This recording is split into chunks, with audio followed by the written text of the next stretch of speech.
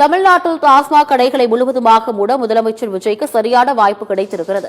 இது தொடர்பாக பறை சார்ந்த தொழிலில் ஈடுபட்டு வரும் படையேறிகள் அளித்த பேட்டியை பார்க்கலாம். உலகளவில் எங்கேயுமே கல்லுக்கு தடை இல்லை. எங்கேயும் பனையேறிகளை குற்றவாளிகளாக ஆக்கக்கூடிய ஒரு சூழல் எங்கேயுமே கிடையாது. தமிழ்நாட்டில் மட்டும்தான், குறிப்பாக இந்தியாவில் மற்ற மாநிலங்களில் கல்லுக்கு தடை இல்லாத போது தமிழ்நாட்டில் மட்டும் இங்கே கல்லுக்கு தடை போட்டு பனையேறிகளை ஒரு குற்றவாளிகளை போல ஒரு குற்ற பரம்பரையாக மாற்றி வச்சிருக்குது கடந்த கால அரசுகள். கேரளாவில் கல்லுக்கு தடை கிடையாது. மாறாக அங்கே கல் இறக்குறதுக்கு அரசாங்கமே பட்டய படிப்பு பயிற்சி கொடுத்து ஊக்கத்தொகையும் கொடுத்து ஒரு பயிற்சியை கொடுக்குது. அப்படிப்பட்ட சூழலில் இங்கே தொடர்ச்சியாக கல்லுக்கு தடை இருக்கிறது. இது பனையேறிகளுக்கும் பொதுமக்களுக்கும் எதிரான ஒரு சூழலாக தான் நாங்கள் பார்க்குறோம். விஜய் அவர்கள் தொடர்ந்து அவர் கட்சி துவக்கத்திலேருந்து மதுவுக்கு எதிராக பூரண மதுவிலக்கை நாங்கள் கொண்டு வருவோம், போதையில்லா தமிழகத்தை உருவாக்குவோம் அப்படின்ற திட்டங்களை அவர் தொடர்ந்து வலியுறுத்திட்டு வராரு. அதற்கு அதை நாங்கள் வரவேற்கிறோம். கல் என்பது மதுவும் அல்ல, மதுவுக்கு மாற்றும் அல்ல, அது போதைப் பொருளும் அல்ல. அது முழுக்க முழுக்க ஒரு சமச்சீர் உணவு.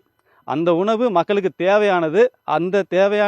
அந்த உணவுக்காக தான் நாங்கள் தொடர்ந்து போராட்டி இருக்கிறோம். இந்திய அரசுக்கு கீழே இயங்குகிற NIN என்கின்ற நேஷனல் இன்ஸ்டியூட் ஆஃப் நியூட்ரிஷன் கல்லை முறையை ஆய்வு செய்து கல்லை உணவு பட்டியலில் வச்சுருக்காங்க. அதுக்கு ஒரு குறியீட்டெண்ணு கொடுத்துருக்காங்க, K001 என்ற அந்த குறியீட்டையும் கொடுத்துருக்காங்க. அப்படி இந்திய அரசு உணவு பட்டியலில் வச்சிருக்கிற பனையேறிகளை கல் இறக்குபவர்களை அங்கீகரிக்கப்பட்ட தொழிலாக வைத்திருக்கிற இந்திய அரசு வைத்திருக்குது. அது மட்டும் இல்லாமல் FSSI சான்றிதழ் கல்லுக்கு கொடுக்குறாங்க. அப்போ அது ஒரு பானம், ஒரு குடிக்கூடிய ஒரு பானம் என்று அங்கீகரிச்சிருக்காங்க.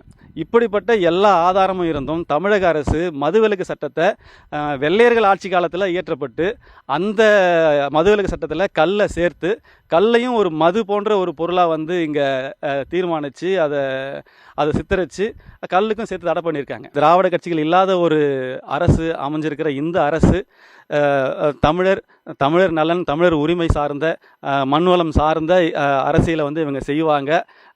தமிழர்களுக்கு மிகப்பெரிய பாதுகாப்பை கொடுப்பாங்க. குறிப்பாக பனையேறிகளுக்கு ஒரு நல்ல பாதுகாப்பு இந்த அரசு கொடுக்கும் என்றதை நாங்கள் நம்புகிறோம்.